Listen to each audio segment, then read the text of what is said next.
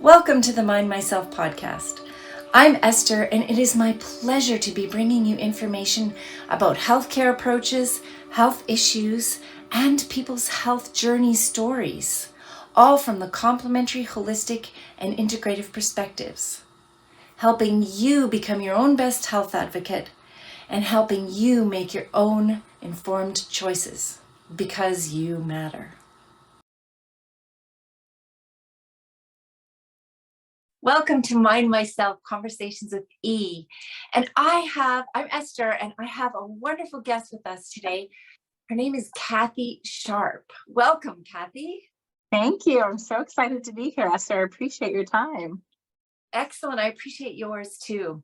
So, Cathy, today we're going to talk about grief counseling. What is it? But before we dive into the conversation, tell us a little bit about yourself, who you are, and what you bring to the table. Sure. I feel like that's such a loaded question. Who am I? So grief counseling is when you're, it can mean a lot of things, a lot of different things to a lot of different people. Just meeting my clients where they are on their grief or trauma journey. And what that means is, we all have these different phases of where we are when we're grieving or when we're working through trauma, unresolved trauma. And, if you're at that point in your journey where the grief is new and it's just something that you're learning about and you're not sure what to do, it's almost like getting this ball for a present and you're like, that's great. I've never played with a ball before. What do I do with it? So we figure out what we do with it together. If you're further on your journey and you've tried a million different games to play with this ball and none of those games have worked, it's just not something that's worked for you, then we really focus on where you are in your journey and what's going to work best for you. Does talk therapy work for you? Is it breath work? Is it scream therapy? Is it Reiki? Like there's so many different things that we can incorporate healing modalities into our healing for grief and trauma healing. As far as who I am, I started on my own grief journey after losing my sister. I took care of her for many years on hospice. And I use the analogy or metaphor of a ball because that's how I view my own grief. And it was like the universe gifted me with this ball, and it's like, awesome. You gave me this ball that I never wanted in my entire life. Now I have this ball that I have to carry around, and what do I do with it? And that ball became my superpower. So I use it to help other people on their way, on their journey through grief and trauma. But and I find that I've been gifted with it, and I'm trying to think of a great way to really explain that other than I took it as a good thing. Losing my sister was something that, of course, turned my life upside down, but I use it as something that I think is very powerful and beautiful. So that experience was, while life-changing, was absolutely a beautiful experience in my life. And it takes a lot to get to that point, but that's where we are, and that's where I hope to help my clients get. I really focus on holistic care. So my healing modalities are focused around what do we already have at our fingertips? What can nature offer us? There's so much power in sitting just in the sun and soaking up natural vitamin D. There's a lot of power in healing in having an apple every day and moving your body and drinking water. And it's just those little things that we have at our fingertips that were naturally given to us that have more healing powers than anything that we could possibly think of. So I really am one for nature. I love the trees. I love being outside, whether it's hiking, just sitting. Sometimes I don't even have to do anything, just sitting in a chair and just like a blob in a chair and just sit. So I love being outdoors. I love traveling. I love being with my family, and I love discovering new ways that I can help my clients and discovering new ways of healing my own grief and trauma. Wow, that's a fascinating journey, and I love the tidbits you've shared with us, Cathy.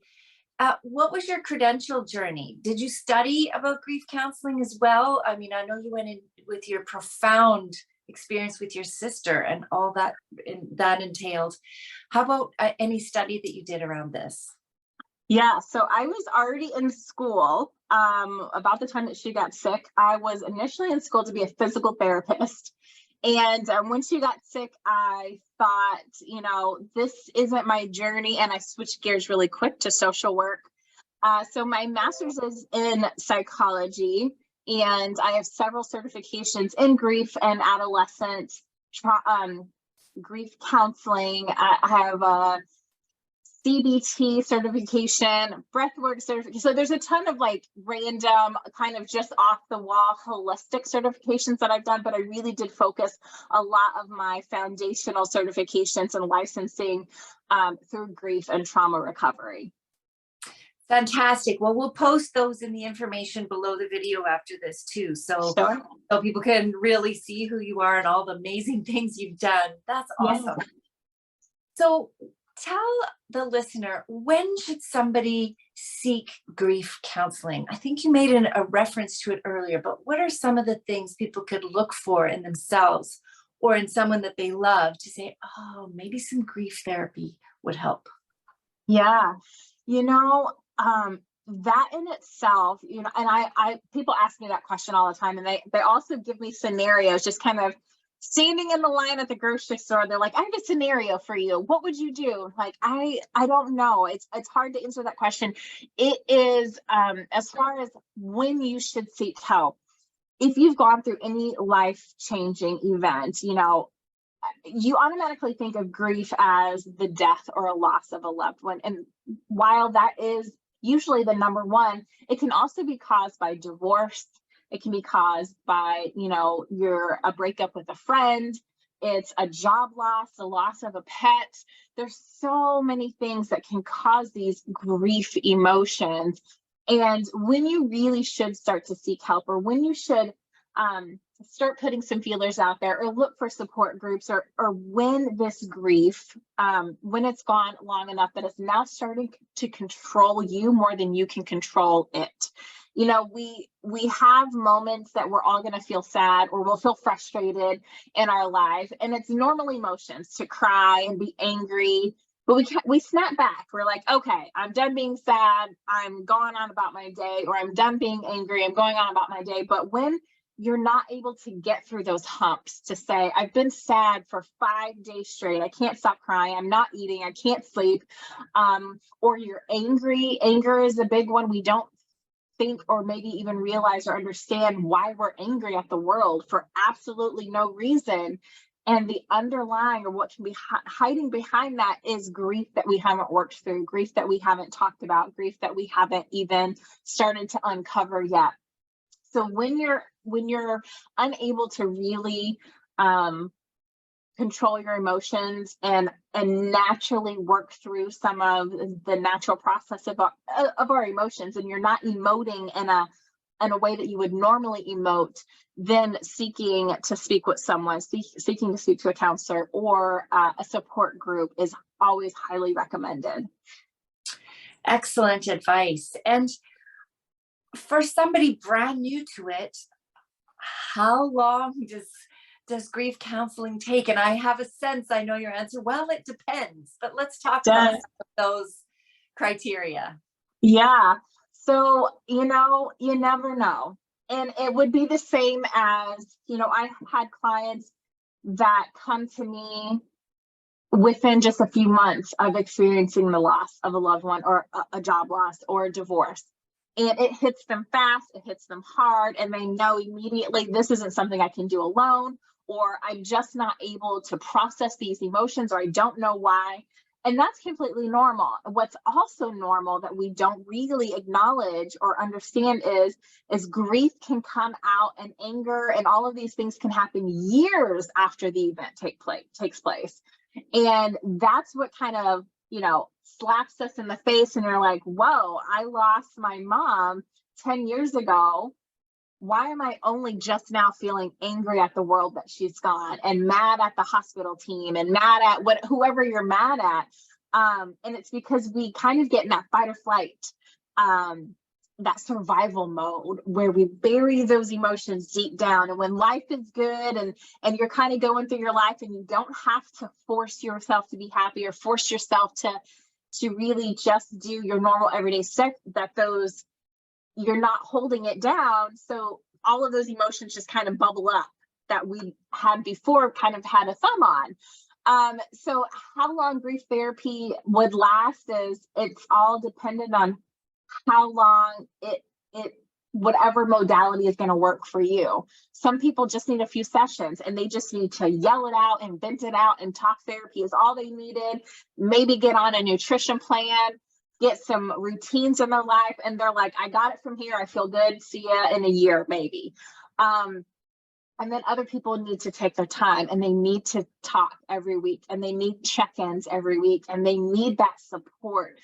And it just depends on the person, and it just depends on your personality, how deep the grief or trauma is, how, what have you tried? There's been lots of clients that I've had conversations with that they've forced themselves to talk to a therapist or a counselor, that so many people, every Tom, Dick, and Harry had something good to say about it, but it just didn't work for them and they never felt it. So they kept trying to force this connection that didn't work. And that in itself can cause some trauma and cause some unresolved issues and cause even more problems. So it just depends on where you are as a person. It depends on what work you've done, what work needs to be done. And just, there's so many avenues that go along with that.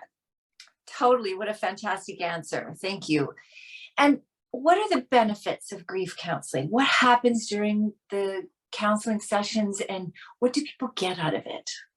Yeah. So the benefits is you have someone with you, regardless of who it is. And this is something I make clear to everyone, is a counselor, no matter who they are, or a therapist, should never ever try and force themselves on you and force their services on you. You really have to have a know, like, and trust relationship with this person in your life. This person is opening you up from the inside out, and you should want to feel comfortable and vulnerable and raw with it, and just show them your soul. It's like you're unzipping your heart and you're just showing them everything. And if you don't have that level of comfort with them, they may not be the right person. But if you find your right person, it's going to be a magical relationship, and they are the people that are going to walk with you through this journey. They're going to give you tools, and not just tools, but action tasks and homework. What can you do when you run into a problem where, any problem? What can you do, or what plans do we have in place gearing up for the first year anniversary, or whatever year anniversary is coming up, the death anniversary, a birthday, and a wedding? There's so many things that happen in life that we know that we have a plan. We know we have a partner, someone that can reach out to, someone we can lean on when things get really, really rough. That our friends and family member, while they do love us more than anything, they may not really understand where we are in this grief journey. Everyone grieves differently, and some people may never need to speak to a counselor or see a therapist, and that's normal and fine too. There's no right or wrong, seeing someone or not seeing someone, but our friends and family may not completely understand where we are. And the role of a counselor, a really good counselor, is to make you feel empowered in your emotions, and whatever that is, whether it's really feeling your emotions or working through this pain and this trauma. And they get you and they check and they put you in your place when you don't do what you're supposed to be doing, when you have homework and you're not doing your homework. They're not afraid to say, look, what's wrong with you? Eat the healthy meals, drink your water, do what you're supposed to do. So the benefits is you have someone holding your hand, you have someone pushing you and supporting and cheering you on. And on the flip side of that allow this comfort space, create a space for you to be whatever it is that you need to be in those moments. Wow. So if you're going to seek help from a grief counselor, a good one, know that you're going to be held accountable. Yes. And there will be some things to do and some steps to take. So I think that's really important information to share. And another thought that occurs to me as we're talking is is there any stigma attached, or do people sometimes feel ashamed about needing to seek help for grief? I mean, shouldn't it just be we navigate it, manage it ourselves? And is there some judgment associated with that from some people? Yeah, I think there used to be, and there may still be some stigma to say, I've had clients tell me, I feel weak today, I've always thought of myself as a strong person. And the fact that you are reaching out to someone to assist you and to work with you doesn't make you weak. That you're experiencing a life-changing event. Again, whatever that is, whether it's a divorce, that's a life-changing event. The loss of a loved one, again, it's changing your life. It's, we always have a plan in place. We have our life planned out and we know what we want. And then when the universe comes in and shakes it up and you're just kind of left frazzled under not understanding which way to go, there is no shame in that. And maybe we might feel embarrassed to say I'm talking to a therapist, but there should be some power in that to say, yes, I'm working with someone because I want to be the best me. I want to be the best me for my family, for my community, or whoever it is. I think there's not as much awareness of mental health that we have nowadays. There's not the stigma that there used to be, maybe even 5 or 10 years ago. Now it really is something that we can proudly say, yes, I'm looking for help in this area. We get tutors for our children when they're getting ready for the SATs and college prep and all of this stuff. Is there shame in that? No, it's someone that's preparing you for your future, someone that's getting you, working with you, beside you, and cheering you on and giving you the tools that you may not know that you already have. And, we read parenting books. We read, what to expect when we're expecting. Why do we do those things? Why are we not ashamed of those? It's a natural part of life. Looking for help, looking for assistance to be better than we are is completely natural. And the same would go for grief therapy or counseling or trauma in any way. Fantastic. I love that. So where would somebody start looking?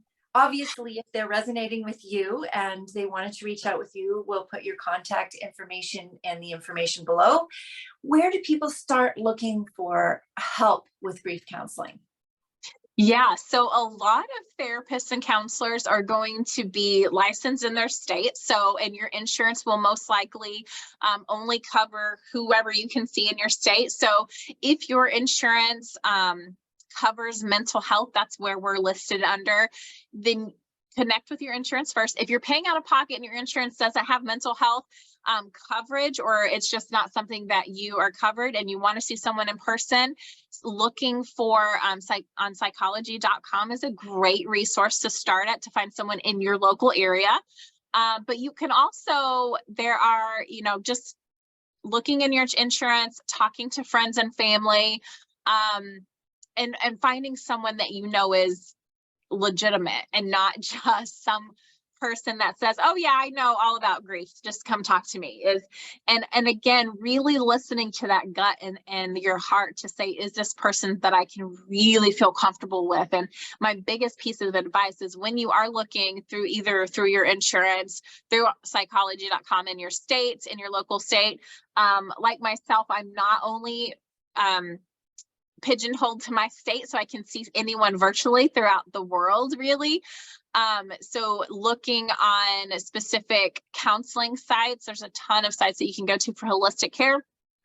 But whoever it is, don't continue to force it. If it doesn't feel good and feel natural, and they don't give you this lovely feeling when you meet with them, then my best advice is then maybe try someone new, ask around, but really don't try and force a relationship if it's not working.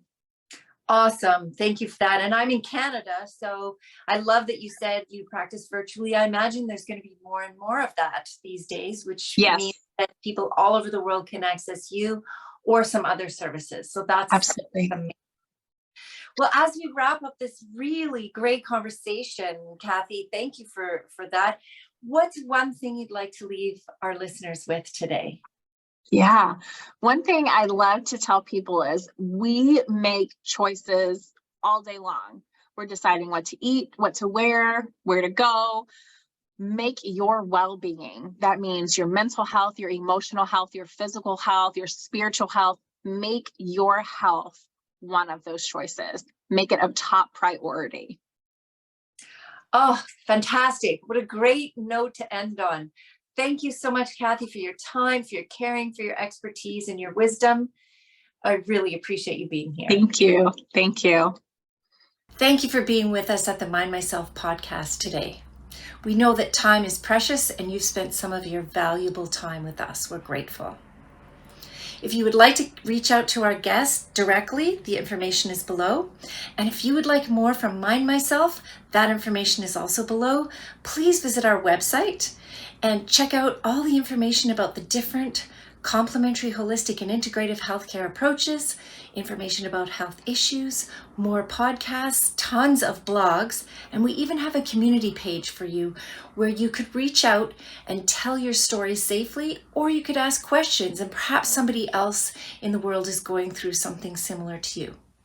In any case, we're so glad you're with us, and we're doing this because you matter.